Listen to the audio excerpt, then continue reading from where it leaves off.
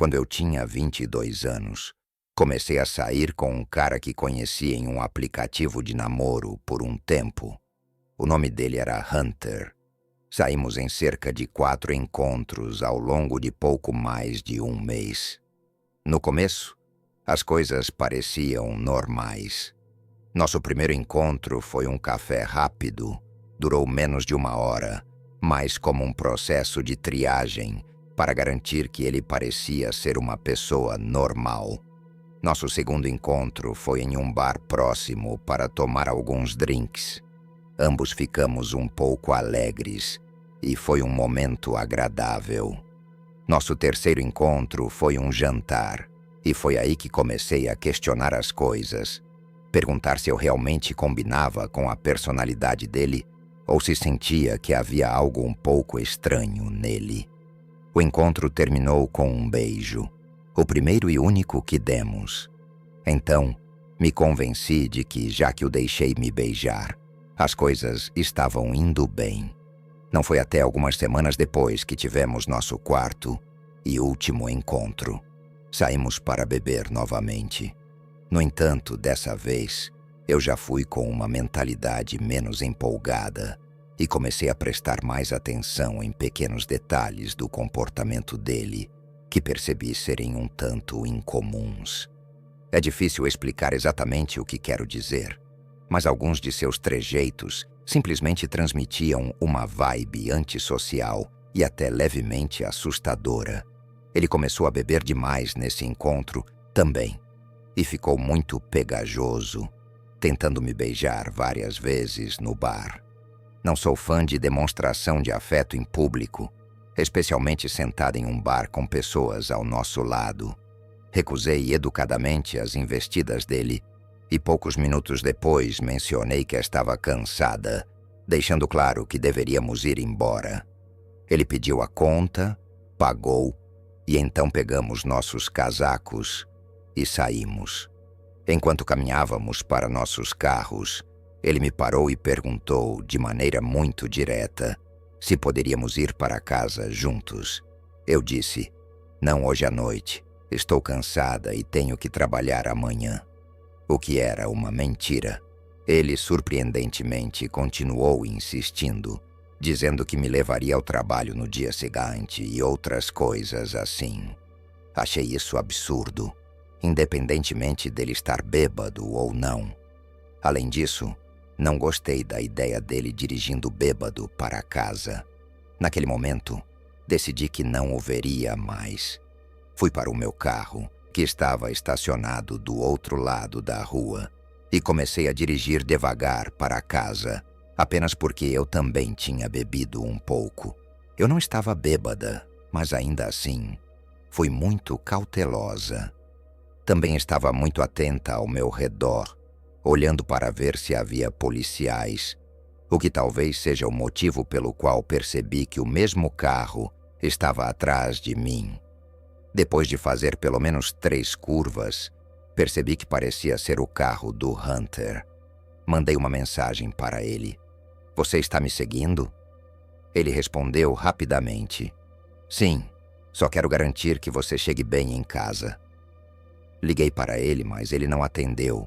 Isso foi muito estranho e, para ser honesta, assustador. Parei o carro e mandei uma mensagem para ele parar de me seguir, dizendo que eu estava bem. Ele parou no meio da rua por um momento, provavelmente para ler minha mensagem, e depois foi embora. Ele não respondeu mais, até que, quando já estava em casa e deitada na cama, ele me mandou uma mensagem dizendo: espero não ter te assustado hoje à noite. Desculpe por ter bebido tanto. Da próxima vez deveríamos fazer algo mais tranquilo, tipo jantar na minha casa ou algo assim. Eu não respondi. Na manhã seguinte ele mandou outra mensagem. Oh não, a vibe morreu. Decidi esperar um pouco para responder, mas nem 2 horas depois ele mandou um ponto de interrogação. Então, resolvi responder antes que a situação piorasse. Eu disse: ei, gostei de te conhecer, mas acho que nossas personalidades não combinam tanto assim. Além disso, Quero focar em mim mesma agora. Espero que entenda. Foi aí que começaram as mensagens de raiva. A pior delas foi: "Não, eu não entendo. Você me enrolou por 4 encontros para me dizer isso? Que tal me pagar metade de tudo que eu gastei com você, então?" Houve algumas outras mensagens agressivas, envolvendo informações pessoais que prefiro não incluir, mas foram suficientes para me fazer bloqueá-lo. Achei que isso seria o fim, mas então comecei a receber ligações incessantes de um número desconhecido. Ignorei todas até que ele finalmente pareceu entender o recado e parou. No dia seguinte, quando meus pais não estavam em casa, cheguei do trabalho e encontrei um buquê de flores na porta, junto com um cartão. O cartão era um pedido de desculpas de Hunter, pedindo uma segunda chance. Ele sabia onde eu morava. Isso me perturbou. Na mente dele, ele deve ter pensado que isso pareceria romântico ou fofo, quando na verdade foi extremamente assustador. Enviei uma última mensagem para ele dizendo que não entrasse mais em contato comigo e nunca mais aparecesse na minha casa, ou eu pediria uma ordem de restrição. Mantive o número dele bloqueado para não ver sua resposta. Achei que agora sim, tudo teria acabado. Mas eu não poderia estar mais errada. Pouco tempo depois, passei uma noite sozinha em casa. A casa dos meus pais é grande e meu quarto ficava no sótão, o que significa que era o ponto mais alto da casa. Acordei no meio da noite sem saber exatamente o porquê, mas tive a sensação de estar ouvindo barulhos no andar de baixo. Tentei prestar atenção e então ouvi o que era, sem dúvida, uma porta sendo aberta no andar de cima. Ninguém deveria estar em casa naquela noite. Mesmo meio sonolenta, imediatamente pensei: intruso. Saí da cama, me arrastei para o chão e me escondi debaixo da cama antes de ligar para o 911. Mandei mensagem para todos da minha família, perguntando se alguém estava em casa. Ouvi ruídos vindos de outro quarto, e então minha porta do quarto foi aberta. Passos subiram os degraus acarpetados. Quando chegaram ao topo, silêncio. Meu quarto tinha carpete, então não conseguia ouvir os passos. Então, ouvi as gavetas ao lado da minha cama sendo abertas. Tapei a boca com as mãos para conter minha respiração.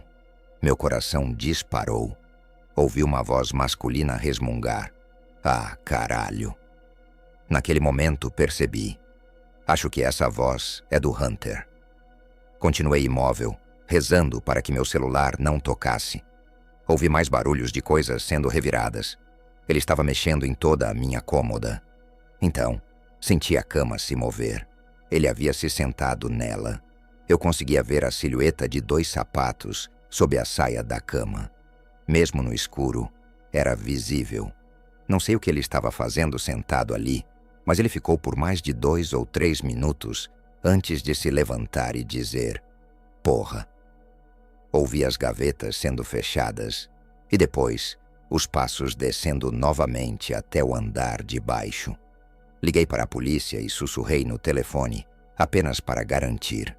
Fiquei escondida por 10 a 15 minutos até que um policial chegou. Depois de revistar a casa, eles perceberam que todas as janelas estavam destrancadas e uma delas, na sala de jantar, era grande o suficiente para alguém entrar. No dia seguinte, fui à delegacia com meus pais para relatar tudo. Eles investigaram, mas sem provas sólidas de que foi ele dentro da casa, ficou complicado. Consegui, no entanto, uma ordem de restrição contra ele. Felizmente, ele nunca mais apareceu. Mas até eu me mudar da casa dos meus pais, eu nunca me senti totalmente segura. Mesmo hoje, às vezes, temo que ele possa descobrir onde eu moro.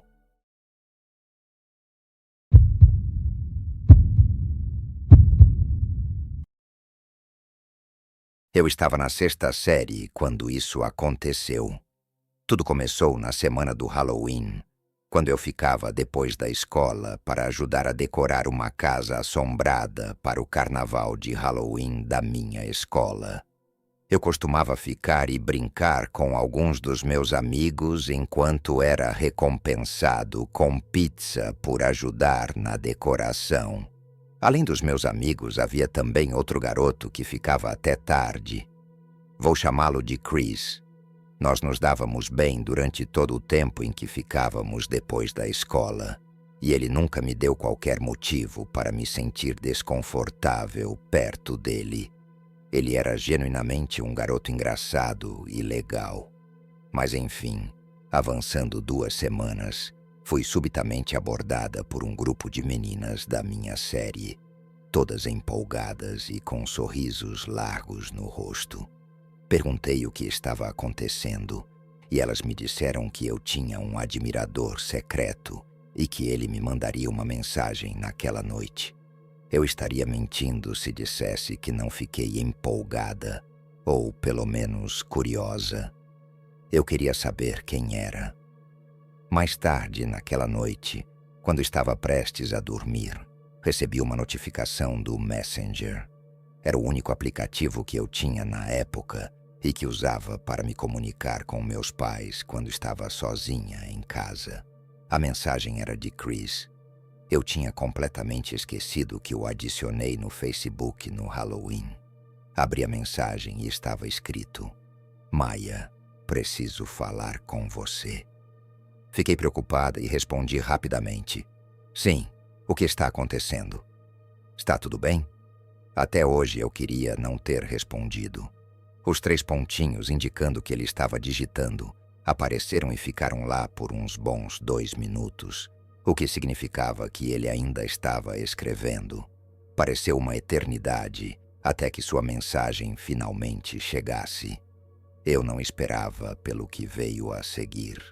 Em um longo parágrafo, ele confessou seu amor por mim e como eu o deixava louco desde o Halloween.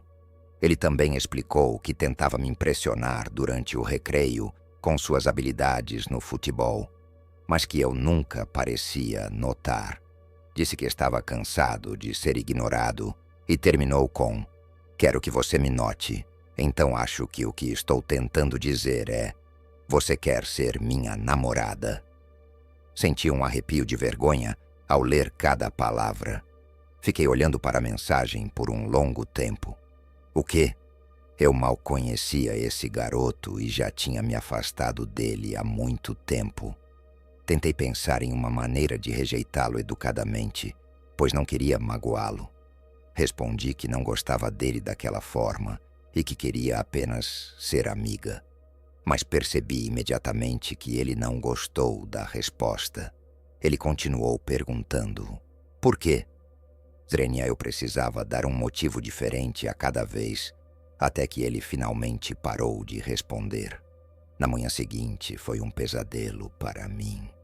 Alguns amigos dele ficavam vindo até mim dizendo que Chris queria me beijar e que ele contou para toda a série que faria isso, mesmo que precisasse me encurralar. Considerando isso como uma ameaça, decidi contar para minha professora.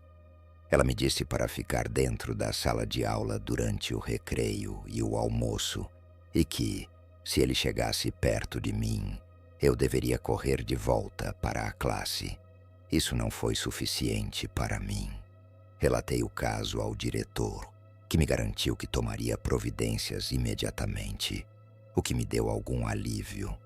Acho que devo mencionar que eu morava bem em frente à escola, e todo mundo sabia disso, inclusive Chris. Isso nos leva ao que aconteceu a seguir. Mais tarde naquela semana, eu estava voltando para casa depois da escola. Não tinha ficado dentro de casa nem por 2 minutos quando ouvi alguém batendo na minha porta da frente. Espiei pela janela a tempo de ver alguém se abaixando atrás de um carro estacionado do outro lado da rua. Tinha que ser Chris. Ele devia estar me seguindo.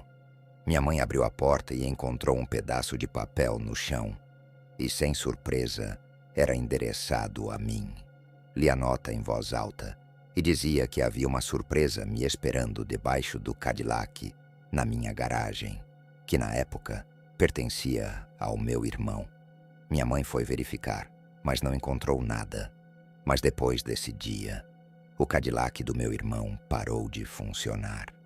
Até hoje não faço ideia do que Chris fez no carro, mas meu irmão foi forçado a vendê-lo. Infelizmente, meu pesadelo não acabou aí. Fui constantemente assediada pelos amigos de Chris, que ficavam me dizendo para dar uma chance a ele, que ele me trataria bem. Houve até um momento em que peguei Chris tirando uma foto minha enquanto eu voltava para casa. E a única razão pela qual percebi foi porque ouvi bem baixinho o som da câmera do iPhone atrás de mim. Quem sabe quantas fotos ele já tinha tirado de mim sem que eu soubesse. Todas as manhãs eu acordava com uma mensagem dele dizendo algo como: "Mal posso esperar para te ver na escola." Ou: "Aposto que você estará linda hoje." O assédio e a perseguição estavam só piorando e comecei a temer pela minha segurança, especialmente agora que ele sabia onde eu morava. Finalmente, fui chamada à sala da orientadora da escola. Me senti aliviada, esperando que ela me dissesse que Chris seria punido, que a polícia se envolveria, qualquer coisa. Mas o que ouvi foi muito pior. A orientadora me disse que meninos serão meninos, que eles fazem loucuras quando estão apaixonados e que eu não deveria ficar brava com isso. Ela disse que eu deveria me sentir lisonjeada, pois esse tipo de coisa era inevitável e que a única coisa que eu podia fazer era aceitar e aprender com a experiência. Na época eu não vi problema no que ela disse. Eu realmente acreditei nela. Mas olhando para trás agora, percebo que isso foi uma coisa insana e perturbadora de se dizer a uma menina de 11 anos que estava sendo assediada e temia pela própria segurança todos os dias. Naquela tarde, voltei para casa e contei tudo para minha mãe. Ela ficou furiosa, com razão. Fui chamada ao escritório do diretor novamente naquela mesma semana. Dessa vez, com minha mãe presente. Me lembro muito bem da minha mãe dizendo para a orientadora e para o diretor: "Vocês estão esperando que algo ruim aconteça com minha filha antes de tomarem uma atitude." Ela continuou perguntando por que estavam demorando tanto para fazer algo. Eles ficaram em silêncio. Minha mãe finalizou ameaçando a orientadora, dizendo que ela nunca mais deveria falar comigo sem a presença dela. Mas, infelizmente, acho que a escola nunca puniu Chris. Isso me enfurece até hoje. Ele basicamente saiu impune de tudo. E ainda não acabou. Uma noite, no fim de semana, quando meus pais saíram para fazer compras, eu estava prestes a dormir depois de assistir a um vídeo no YouTube no meu iPad, quando ouvi algo na minha janela. Eu estava no segundo andar, então isso foi especialmente estranho. Fiquei ouvindo atentamente, então aconteceu de novo. Parecia que alguém estava jogando algo no vidro. De novo, e de novo. Criei coragem e fui até a janela para ver o que era. Meu coração afundou no estômago quando abri a cortina e olhei para baixo. Chris estava lá, segurando um punhado de pedras, olhando para a minha janela. Felizmente, nunca mais tive outro incidente com ele, mas tive que vê-lo todos os anos até o ensino médio. A última coisa que ouvi sobre ele foi preso, Deus sabe pelo quê. Mas o mais assustador dessa história é que uma orientadora escolar achou normal dizer que isso era um elogio. Espero que essa mulher não trabalhe mais com crianças e espero nunca mais ver Chris novamente.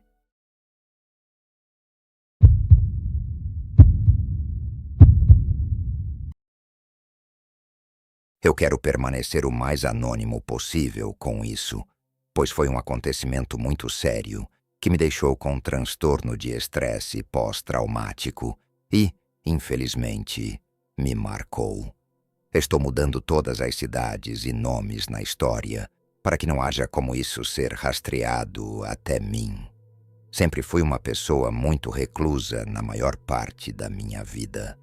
Isso começou desde cedo, até mesmo nos meus primeiros anos de escola. Meus professores diziam aos meus pais que eu tinha problemas comportamentais antissociais.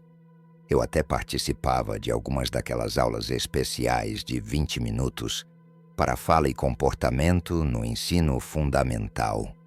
Na época eu não entendia por que estava sendo levado para lá, enquanto o resto da minha turma não ia. O ensino médio foi quando as pressões do inferno social que a escola representa realmente começaram a se manifestar. Os alunos começaram a formar seus grupos de amigos, e isso só piorou no ensino médio. Eu nunca tive dificuldades de aprendizado ou algo do tipo, só tinha problemas sociais que melhoraram à medida que envelheci. Ainda assim, me considero uma pessoa introvertida e desajeitada. No entanto, fiz alguns amigos próximos e sou grato por isso. Agora, vamos falar sobre garotas. Claro, ser um recluso social significa ter dificuldades com as mulheres. Honestamente, sem querer entrar em detalhes gráficos, mas isso é relevante para a história. Perdi minha virgindade aos 21 anos. Isso é um pouco tarde, eu diria. Essa história aconteceu quando eu tinha 23 anos. Eu já tinha me mudado da casa dos meus pais e trabalhava em um emprego bem pago na minha área havia alguns anos. Comprei uma casa geminada na minha cidade natal, que era acessível, mas grande e bonita. Eu não moro mais lá, mas era um sobrado de 2 andares. Era o tipo de lugar que impressionaria as garotas aos 23 anos se você fosse dono dele. Um dia, enquanto usava o Tinder, dei match com uma garota bem bonita. Vou chamá-la de Emily. Fomos a um restaurante próximo para jantar. Durante o encontro, fiquei um pouco paranoico, achando que ela estava me julgando ou que eu estava agindo de forma estranha. No final, achei que ela nunca mais gostaria de me ver. Mas ao chegar em casa, quando já estava deitado, recebi uma mensagem dela dizendo que realmente tinha gostado de mim e se divertido. Eu fiquei radiante. Saímos mais algumas vezes e depois de alguns encontros, nos tornamos oficialmente um casal. No começo, tudo parecia ótimo. No entanto, a fase da lua de mel não dura para sempre. Quando você começa a sair com alguém, sente aquela empolgação ao receber mensagens ou chamadas da pessoa, porque até a atenção é recíproca.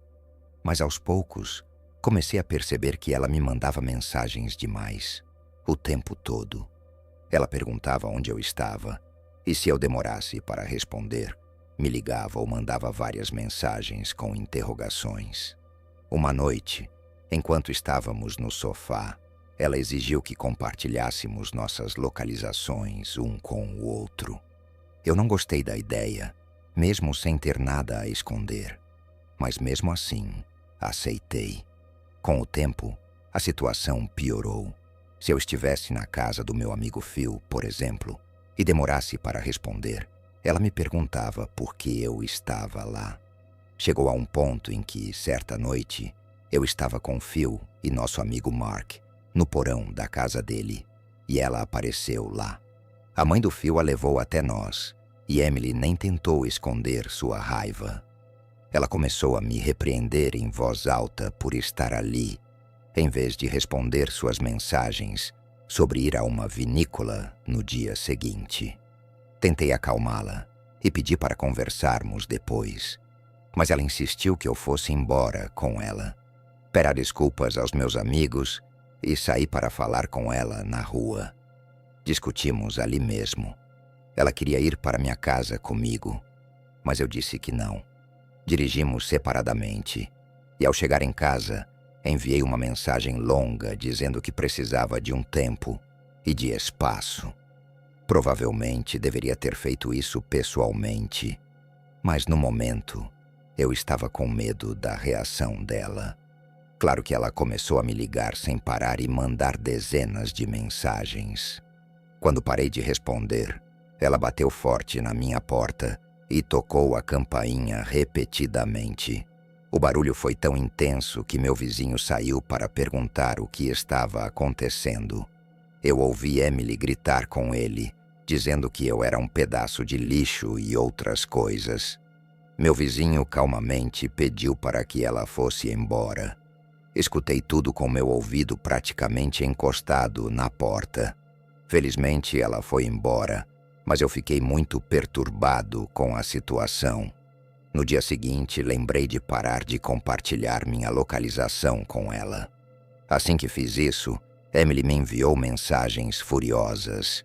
Eu tinha cada vez mais certeza de que cortar laços com ela era a decisão certa. Minha última mensagem foi: "Me desculpe, Emily. Vou ter que te bloquear por um tempo. Você está me assustando." Surpreendentemente, ela não apareceu mais na minha casa. Mas exatamente uma semana depois, fui à casa do Phil novamente.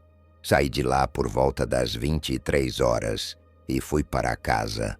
Não estava com sono e estava com fome.